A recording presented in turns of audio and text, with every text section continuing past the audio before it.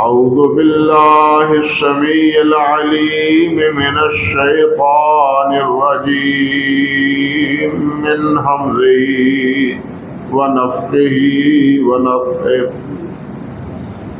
بسم الله الرحمن الرحيم لا تجعلوا دعاء الرسول بينكم كدعاء بعضكم بعضا قد يعلم الله الذين يتسللون منكم لبذا فليحذر الذين يخالفون عن أمره أن تصيبهم فتنة أو يصيبهم عذاب أليم سبحان ربك رب العزة عما يصفون وسلام على المرسلين والحمد لله رب العالمين۔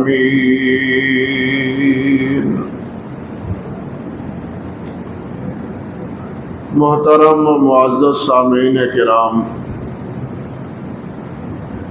عزت مآب میری بہنوں اور بیٹیوں، گزشتہ خطبے بلکہ اس سے بھی پہلے چند خطبات میں یہ بات میں آپ سے عرض کر رہا ہوں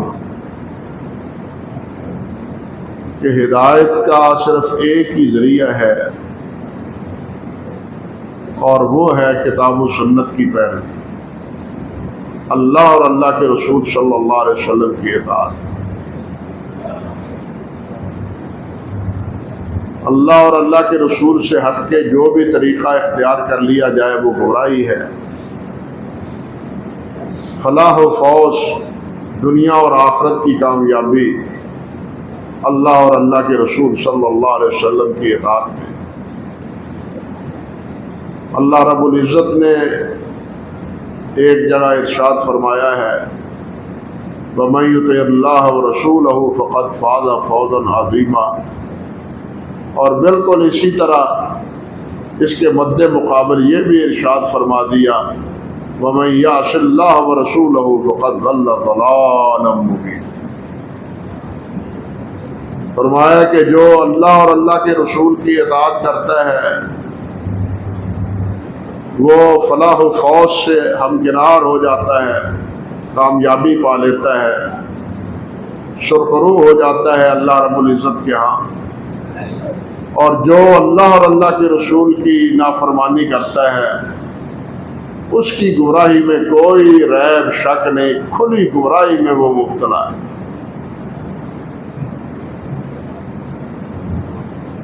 اللہ سبحانہ یہ جو آیت پڑھی ہے، اس آیت کے ایک حصے میں بھی اللہ سبحانہ و تعالیٰ نے یہی بات ارشاد فرمائی۔ فرمایا فَلْيَحْذَرِ الَّذِينَ يُخَالِفُونَ عَنْ أَمْرِهِ أَن تُصِيبَهُمْ فِتْنَةٌ أَوْ يُصِيبَهُمْ عَذَابٌ أَلِيمٌ۔ ان لوگوں کو اللہ سے ڈرنا چاہیے، ان لوگوں کو اللہ سے ڈرنا چاہیے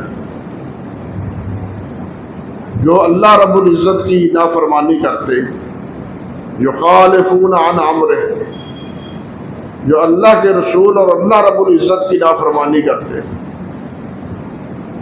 اصل میں یہاں امرہ سے مراد نبی علیہ السلام ہے، کیونکہ آیت کا پہلا حصہ وہ بھی نبی علیہ السلام کے متعلق ہی کہ جو رسول صلی اللہ علیہ وسلم کی نافرمانی کرتے ہیں ان کو اللہ سے ڈرنا چاہیے۔ کس بات سے؟ ان تصیبہم فتنہ او یصیبہم عذاب علیم، کہ کہیں وہ کسی بڑے فتنے میں دھر نہ لیے جائیں یا کسی دردناک المناک عذاب میں مبتلا نہ کر دیے جائیں۔ یعنی اللہ کے رسول صلی اللہ علیہ وسلم کی نافرمانی کا انجام یہ ہے، یا تو دنیا میں ہی اس کا خمیازہ بھگتنا پڑتا ہے، وہ بھی دیکھ لیتا ہے انسان دنیا میں کوئی نہ کوئی فتنہ، کوئی نہ کوئی فساد، کوئی نہ کوئی مصیبت، اس میں وہ پھنس جاتا ہے، اور آخرت میں عذاب علیم تو ہے نا، آخرت کا عذاب علیم وہ تو ہے ہی ہے۔ یہی بات ایک اور اسلوب میں اللہ سبحانہ و تعالی نے ارشاد فرمائی ہے، وَمَن يُشَاقِّ الرَّسُولَ مِن بَعْدِ مَا تَبَيَّنَ لَهُ الْهُدَىٰ وَيَتَّبِعْ غَيْرَ سَبِيلِ الْمُؤْمِنِينَ نُوَلِّهِ مَا تَوَلَّىٰ وَنُصْلِهِ جَهَنَّمَ،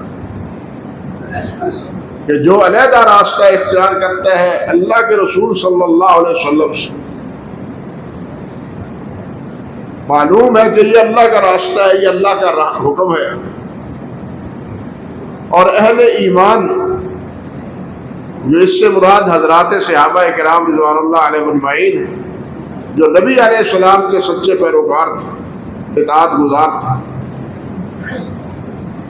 صحابہ کرام رضوان اللہ علیہم اجمعین نہ ان جیسا ایمان میں کوئی ہے، نہ ان کے عمل جیسا کوئی ایمان کوئی ہے، نہ جو ان کے دل میں اللہ اور اللہ کے رسول سے محبت ہے، نہ کسی اور کے دل میں اس قدر محبت، نہ اطاعت میں بھی وہ یوں سمجھیے لاسانی ہے، اللہ اور اللہ کے رسول سے محبت میں بھی لاسانی۔ اسی لیے فرمایا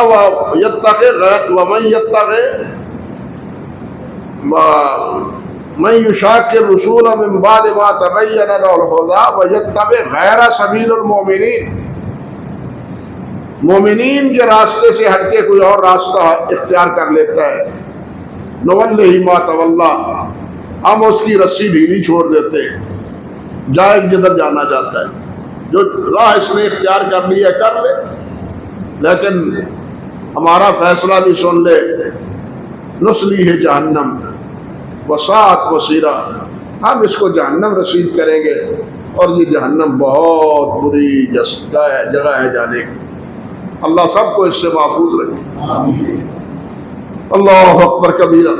اور اللہ ذو الجلال والاکرام نے یہ بھی ارشاد فرمایا سورۃ الفرقان میں کہ یوم یعض الظالم علی یدیہ یقول یا لیتنی اتخذت مع الرسول سبیلا، یہ رسول کی نافرمانی کرنے والے اور رسول کی پیروی نہ کرنے والے، رسول کے حکم کو نہ ماننے والے، اللہ فرماتے ہیں قیامت کے دن کہ یہ ظالم اپنے ہاتھوں کو اپنے دانتوں سے کاٹیں گے۔ جس طرح پشیمانی کی حالت میں انسان آج بھی دنیا میں اوہ یہ کیا ہو گیا ہمارے ساتھ، قیامت میں یہ اپنے ہاتھوں کو کاٹیں گے۔ اللہ فرماتے ہیں یقول یا لیتنی اتخذت مع الرسول سبیلا، اور کہیں گے کاش کہ ہم رسول کے تابعدار ہوتے، لیکن اب پچھتائے کیا ہوت جب چڑیاں چگ گئی کھیت۔ اب پچھتانے کا کیا مطلب؟ دنیا میں اللہ سبحانہ و تعالی نے 60 70 80 سال عمر عطا فرمائی، اس میں تم نے کبھی نہیں یہ سوچا کہ ہم کس رخ جا رہے ہیں، کیا طریقہ اختیار کر رہے ہیں، کس کی پیروی کر رہے ہیں، کس کے پیچھے جا رہے ہیں۔ وہاں تم نے اپنی منمانی کی ہے، رسول کی تابع داری نہیں کی، رسول کی فرم برداری نہیں کی، اور اس کا نتیجہ آج تم بھگتو گے۔ اللہ رب العزت فرماتے ہیں یا ویلتا لیتنی لم اتخذ فلانا خلیلا، اس وقت کہے گا کہ ہائے افسوس میں فلاں کو اپنا دوست نہ بناتا، اس کی پیروی نہ کرتا، بلکہ اللہ کے رسول صلی اللہ علیہ وسلم کی پیروی کرتا۔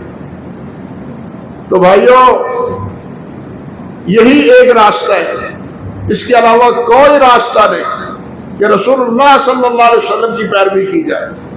جس چیز سے آپ نے روکا ہے اس سے رک جائے۔ آپ نے خود فرمایا اذا امرتکم بشیء فاتوا بہ ما استطعتم واذا نہیتکم عن شیء فانتہوا، فرمایا جس چیز کا میں تمہیں حکم دوں حتیٰ اس پر عمل کرو، حسب استطاعت اس پر عمل کرو، حسب توفیق اس پر عمل کرو، لیکن وَإِذَا نَهَيْتُكُمْ عَنْ شَيْءٍ فَانْتَهُوا، جب کسی چیز سے میں روک دوں رک جاؤ رک جاؤ رک جاؤ، جس سے روک دوں بس اس سے رک جاؤ۔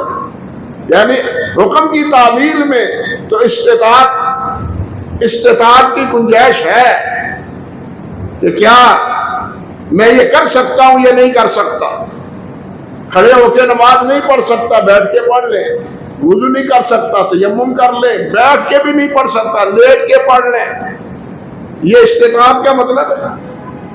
اور اگر یہ نہیں ہے تو اللہ سبحانہ و تعالیٰ نے اس کو اس کا مکلف بھی نہیں بنایا.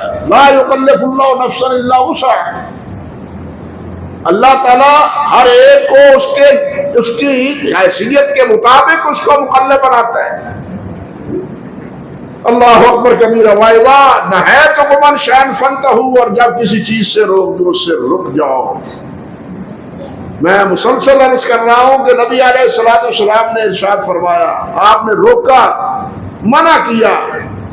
اذا ذکر اصحابی فامسکوا واذا ذکر النجوم فامسکوا واذا ذکر القدر فامسکوا. جب میرے صحابہ کی بات آئے تو لب کشائی نہ کرو، خاموشی اختیار کرو. اگر تقدیر کی بات آئے تو اس میں بحث و تبحیث نہ کرو. اور اگر ستاروں کی بات آئے تو اس میں بھی غور و فکر نہ کرو، چھوڑ دو ان باتوں کو. اور میں یہ بات عرض کر چکا ہوں کہ یہی بات ایک دوسرے اسلوب میں ذرا تفصیل سے حضرت عبداللہ ابن عباس رضی اللہ تعالی عنہ نے بھی فرمائی. انہوں نے بھی اس سے روکا. اور اس حدیث مصطفی میں بھی نبی علیہ السلام نے 3 چیزوں سے روکا ہے. اب ان 3 چیزوں سے نہ رکنے کا انجام کیا ہے وہ کچھ تو میں پہلے بتلا چکا ہوں. قدر میں گفتگو کرنے کے نتیجے میں کیا گمراہی پھیلی، ستاروں کی چال میں غور و فکر کرنے میں کیا گمراہی پھیلی، اسی طرح صحابہ کرام کے بارے میں لب کشائی کے نتیجے میں کیا گمراہی پھیلی. گزشتہ خطبے میں عرض کر رہا تھا کہ اس بات میں 3 گروہ بنے، ایک ناسبی، دوسرے خارجی اور تیسرے رافضی. صحابہ کے بارے میں گفتگو سے روکا تھا اللہ کے رسول نے، جس طرح نجوم اور قدر اس سے روکا تھا. اس کی نافرمانی کرنے میں گمراہی آئی.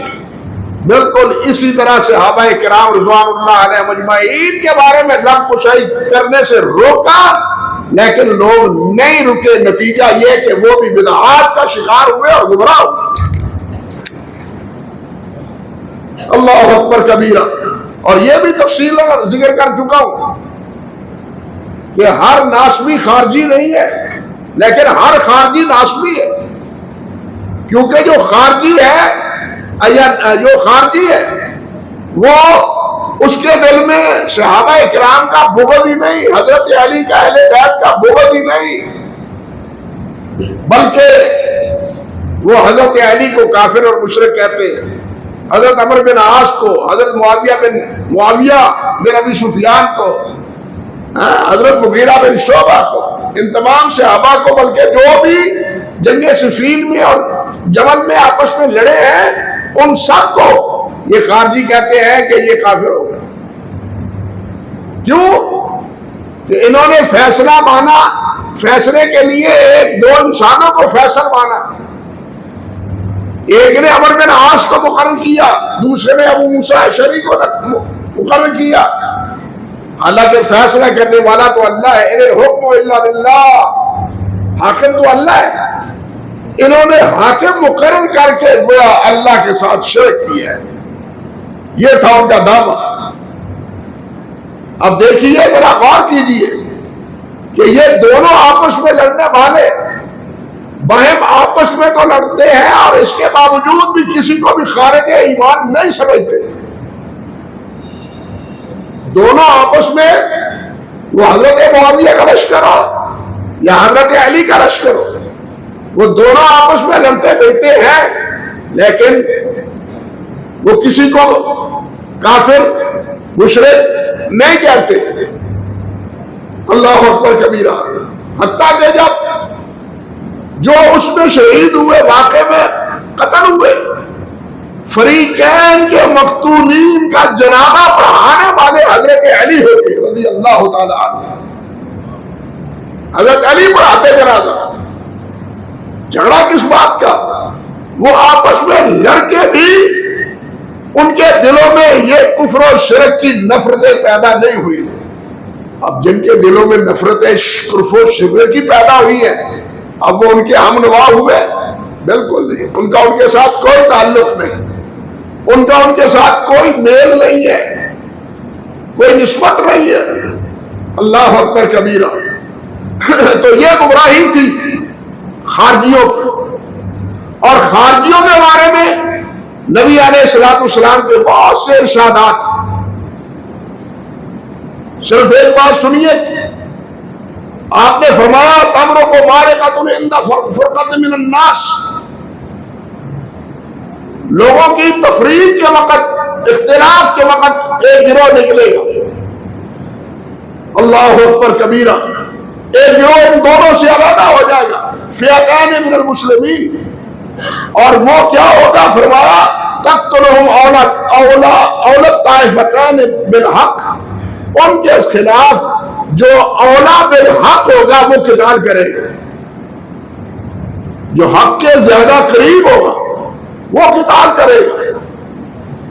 یہ روایت مختلف صحابہ کرام رضوان اللہ علیہم اجمعین سے مروی ہے، بلکہ حافظ ابن کثیر نے تو البدایہ میں فرمایا کہ یہ روایت متواتر ہے، کہ تواتر سے صحابہ کرام سے نبی علیہ السلام کا یہ فرمان مرفوع ہے کہ دونوں جماعتوں میں سے ایک جماعت نکلے گی جو ان کی بغاوت سے بغاوت کرے گی، اور ان سے جو لڑنے والے ہوں گے وہ اولا، دونوں جماعتوں میں سے اولا بالحق ہو۔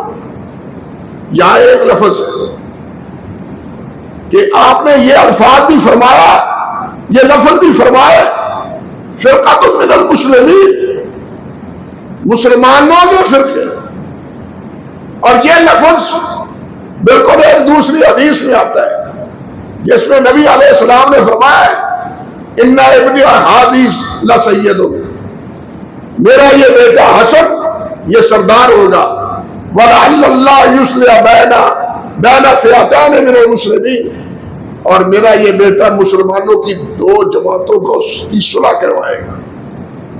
اب غور کرے گا، وہاں بھی نبی علیہ السلام نے مسلمین کا لفظ فرمایا، یہاں ان دونوں تفریق میں مبتلا ہونے والی جماعتوں کو بھی نبی علیہ السلام نے مسلمین فرمایا، مسلمان فرمایا۔ امام سفیان بن عیینہ رحمۃ اللہ علیہ، جو مکہ مکرمہ کے بڑے امام تھے، امام مالک رحمۃ اللہ علیہ کے معاصر ہیں، یہ امام شافعی رحمۃ اللہ علیہ کے استاد بھی ہیں، امام سفیان بن عیینہ رحمۃ اللہ علیہ، وہ فرماتے ہیں کہ یہ مسلمین کا لفظ بڑا عجیب ہے ہمارے لیے،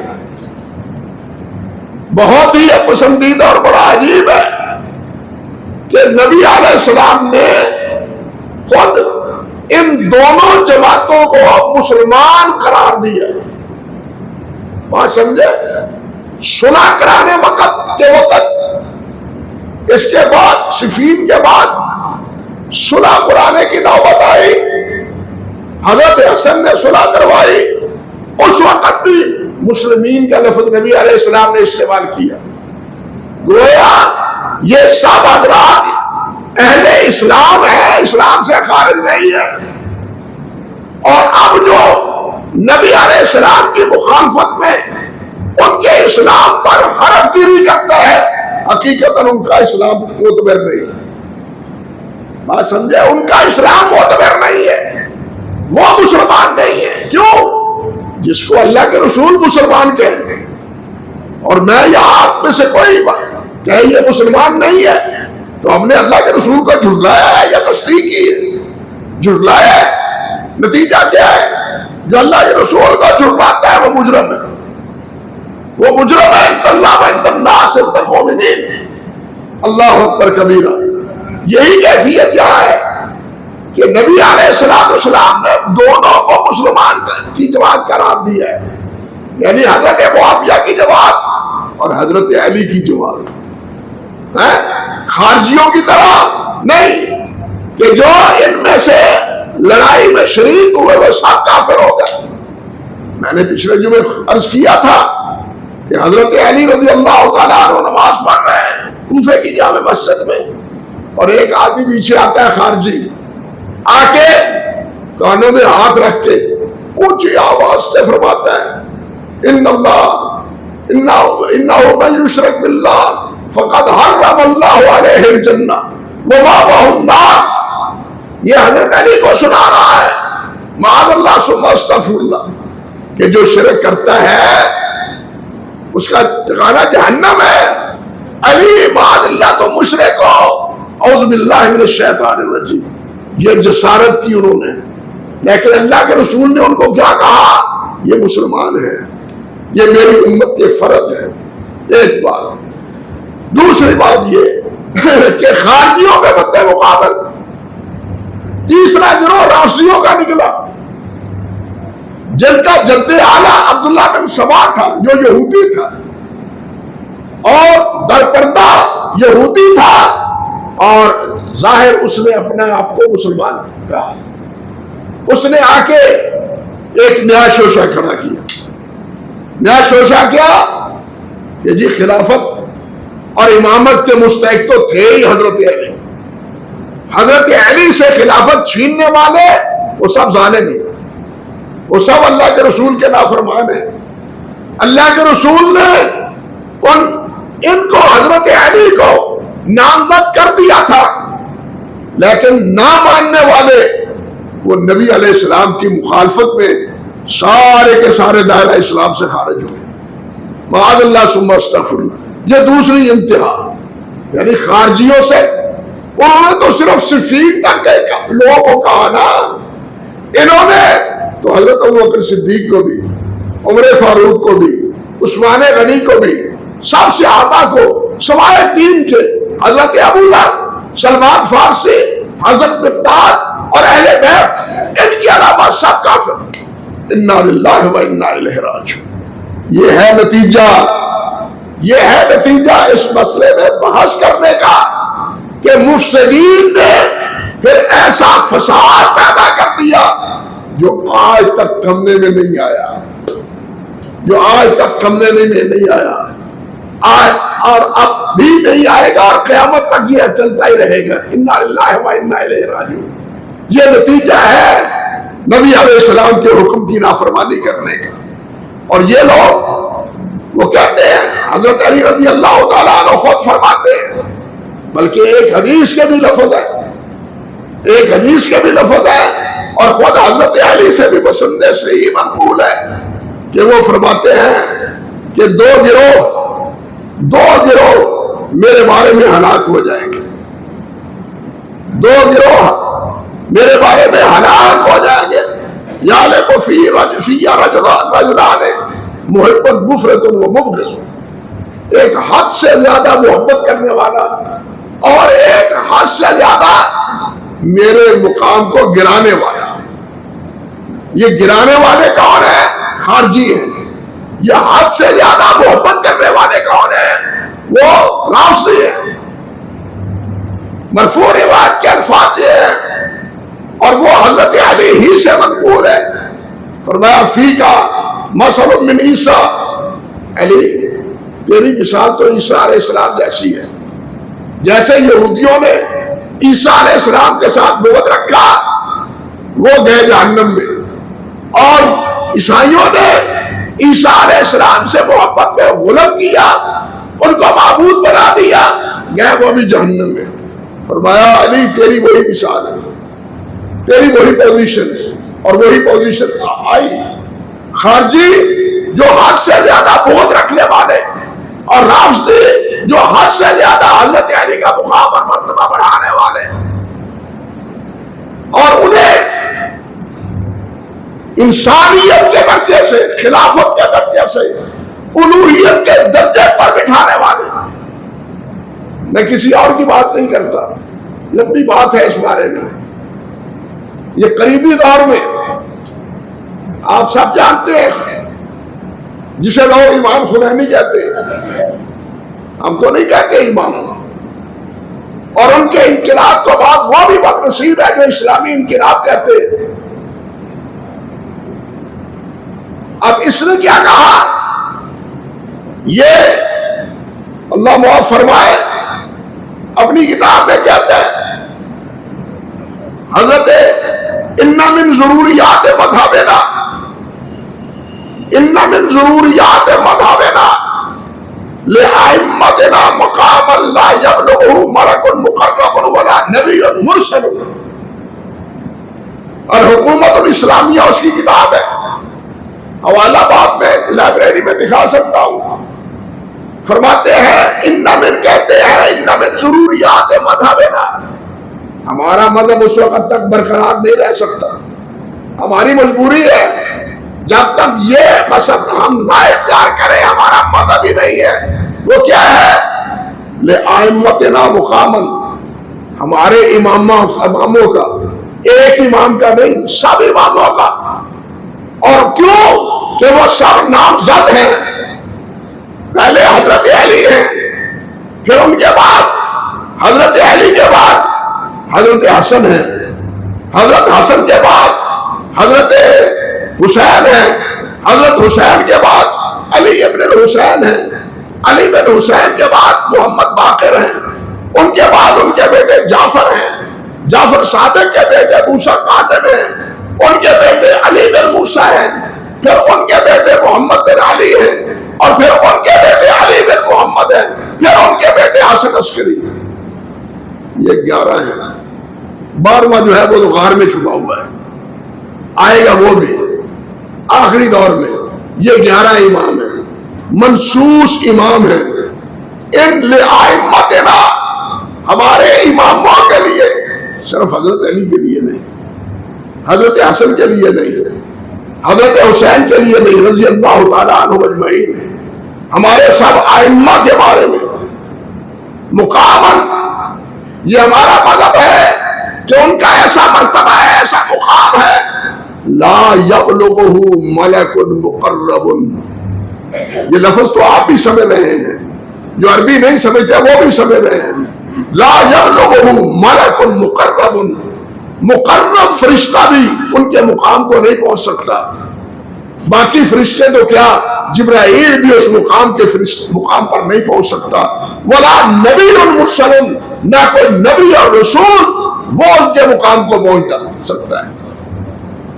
یہ ہے درجہ، یہ ہے امام، یہ ہے سبق. اللہ اکبر کبیرہ. اور آپ دیکھیں حضرت جعفر صادق کی طرف اور محمد باقر کی طرف رحمہ اللہ کی طرف یہ قول منسوب ہے.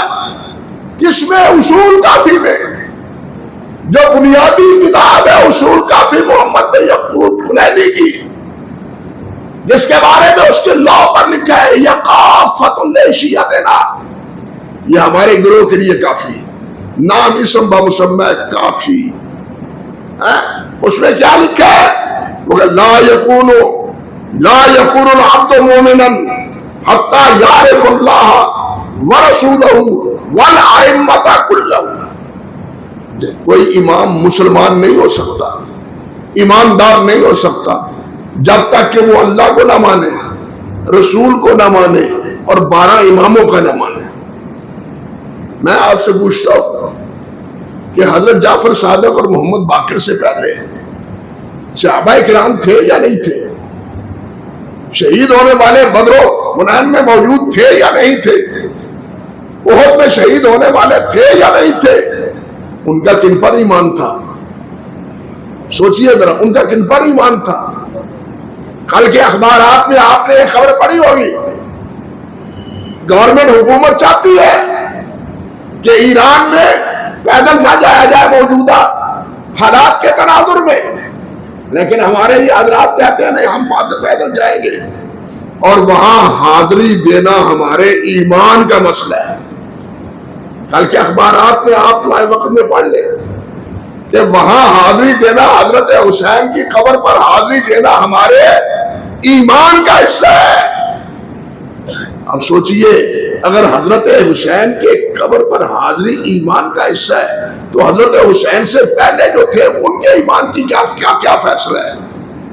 وہ ایمان تو مکمل ہو گیا اللہ کے رسول کے وقت،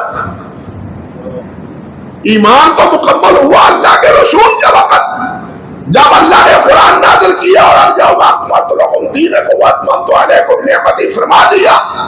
دین اور ایمان تو اس وقت مکمل ہو گیا اب کسی چیز کو ایمانیات میں شامل کرنا یہ کیا ہے؟ اللہ کے رسول کے دین سے بغاوت۔ یہ بالکل اسی طرح ہے جس طرح ایمانیات میں قادیانیوں نے غلام احمد قادیانی پر ایمان کو ایمان کا حصہ قرار دیا۔ امت کا ان کے بارے میں کیا فیصلہ ہے؟ تو کہنے کی بات نہیں، سب آپ جانتے ہیں، لیکن یہ حضرات وہی کردار، وہی موقف، وہی پلاننگ جو ان حضرات نے اختیار کیا، وہی ان کے عقائد اور ان کے کہنا چاہیے کہ مسائل میں شامل ہے۔ اللہ اکبر کبیرہ، اللہ اکبر کبیرہ۔ اور حال یہ ہوا اس کے نتیجے میں پھر جھوٹ، کذب نبی علیہ السلام کی طرف، اور یہ ایک یک طرفہ نہیں، پھر ظلم کی انتہا فریقین کی طرف سے، فریقین کی طرف سے، ناسبیوں کی طرف سے بھی، رافضیوں کی طرف سے بھی، حتیٰ کہ حافظ خلیلی رحمۃ اللہ علیہ نے الارشاد میں لکھا ہے کہ 3 لاکھ روایات موضوع من گھڑت بنائی گئی حضرت علی رضی اللہ تعالیٰ عنہ کے نام پر۔ 3 لاکھ۔ حافظ ذہبی رحمۃ اللہ علیہ نے میزان میں ایک جگہ لکھا ہے کہ حضرت عبداللہ ابن عباس سے ایک نے کہا، سبحان اللہ، انی لآشر مناقب ثلاثۃ آلاف، کہ میں تو خیال کرتا ہوں کہ حضرت علی رضی اللہ تعالیٰ عنہ کے مناقب 3000 ہیں، 3000 حدیث پر مشتمل ہے۔ قال ابن عباس اولا تقول انها الى 30,000 اقرب، اگر تم یہ کہہ دو 3000 نہیں 30,000 تو پھر بھی کیا ہوتا؟ جب جھوٹی بولنا ہے، جھوٹی کرنا ہے، تو پھر 30,000 کی بجائے 30,000 کہہ دو تو پھر کیا فرق پڑتا ہے؟ یہ حال ہو گیا، یعنی احادیث کو گھڑا گیا، شکل بدل دی گئی دین اسلام کی اس تفرقے کے نتیجے میں، حتیٰ کہ ایک گروہ نے یہ کہا کہ علی وہ الہ ہے، قیامت کے دن قیامت بپا علی کرے گا، میزان میں اعمال کا حساب علی لیں گے، جنت اور جہنم میں بھیجنے والے علی ہوں گے، انا للہ و انا الیہ راجعون۔ اور ساتھ یہ بھی فرمایا، یہ بھی کہا گیا کہ جناب نبی علیہ السلام نے فرمایا یطلع علیکم رجل من اہل الجنہ فتلا معاویہ۔ اب دیکھیے تقابل کیسے ہوتا ہے۔ آپ نے فرمایا یطلع علیکم رجل من اہل الجنہ فتلا معاویہ، ناسبیوں نے یہ روایت گھڑی کہ نبی علیہ السلام نے فرمایا قریب ایک آدمی ابھی آگے سے گزرے گا، وہ جنتی ہوگا۔ چنانچہ وہ کون آئے؟ حضرت معاویہ آئے۔ ہمارا ایمان ہے حضرت علی، حضرت معاویہ جنتی ہے۔ کل وعد اللہ الحسنہ، اللہ رب العزت کا فیصلہ ہے کہ صحابہ سب جنتی ہیں۔ حافظ ابن حجر نے بھی اور حافظ ابن حجر نے بھی کہا ہے کہ صحابہ سب جنتی ہیں۔ اللہ نے فرمایا کل وعد اللہ الحسنہ۔ غلطی اپنی جگہ، قصور اپنے جگہ، لیکن نتیجہ اور معاد یہ ہے کہ اللہ تعالیٰ انہیں معاف کر دے گا، اور ان کی نیکیوں کی، بے پناہ نیکیوں کی وجہ سے۔ اور سب سے بڑی نیکی نبی علیہ السلام کی مصاحبت، سب سے بڑی نیکی نبی علیہ السلام کی مصاحبت۔ اس نیکی کے نیکیوں کی وجہ سے اللہ انہیں معاف کر دے گا، ہمارا یہ ایمان ہے۔ لیکن اس قسم کی نامزد روایات یہ ان فرقوں نے گھڑی کہ من یطلع علیکم رجل من اہل الجنہ فتلا معاویہ۔ اب جواب غدر بھی سن لیں، وہ کہتے ہیں یطلع علیکم رجل یموت علی غیر سنتی فتلا معاویہ، کہ ایک آدمی آئے گا جو میرے طریقے کے خلاف مرے گا، میرے پیروی نہیں کرنے والا ہوگا، گمراہ ہوگا۔ کہتے ہیں فتلا معاویہ، معاویہ آئے، گویا نبی علیہ السلام نے فرمایا کہ معاویہ گمراہ ہے، معاذ اللہ ثم استغفر۔ یہ نتیجہ ہے کس بات کا؟ صحابہ کرام کے بارے میں ان لب کشائیوں کا، جن کے بارے میں نبی علیہ السلام نے فرمایا تھا اذا ذکر اصحابی فامسکوا، رک جاؤ. یہ زبانیں نہیں رکتی، میڈیا بھرا پڑا ہے آپ کے سامنے، دیکھتے ہیں سنتے ہیں آپ، بھانت بھانت کی بولیاں بولنے والے بول رہے ہیں، لیکن یہ سارا نتیجہ ہے نبی علیہ السلام کی نافرمانی کا. اور اللہ تعالیٰ کے پیارے پیغمبر نے تو فرمایا ہے اذکروا موتاکم بالخیر، اپنے مرنے والوں کا ذکر اچھے الفاظ سے کرو. نبی علیہ السلام نے فرمایا اذکروا محاسن موتاکم، اپنے مرنے والے جانے والوں کے محاسن کا تذکرہ کرو، خوبیوں کا ذکر کرو، ان کے گناہوں کا ذکر نہ کرو. ان کو گناہوں کا ذکر نہ کرو، ان کی خوبیوں کا ذکر کرو. جب ہم نبی علیہ السلام کی مخالفت پر اتر ہی آئے تو پھر خوبی کیا، پھر خرابی کیا، ہر چیز ہماری زبان سے آ رہی. انا للہ و انا الیہ راجعون. اس قسم کی برائیوں سے اللہ ذوالجلال ہمیں بچائے. اللہ ذوالجلال ہمیں اپنے نبی کا متبع بنائے. آپ نے جس سے روکا ہے ہم رک جائیں، جس سے روکا ہے رک جائیں، اور جس کے کرنے کا حکم دیا ہے حسب الاستطاعت اس کی تابعداری کریں. اللہ مجھے بھی اس کی توفیق دے، باقی سب ساتھیوں کو بھی اسی کی توفیق عطا فرمائے. باقی بات جو بنیادی ہے اس حوالے سے انشاءاللہ اللہ نے چاہا تو کچھ باتیں آئندہ خطبے میں عرض کرنے کی کوشش کروں گا. اقول قولی ھذا استغفر اللہ لی و لکم ولسائر المسلمین.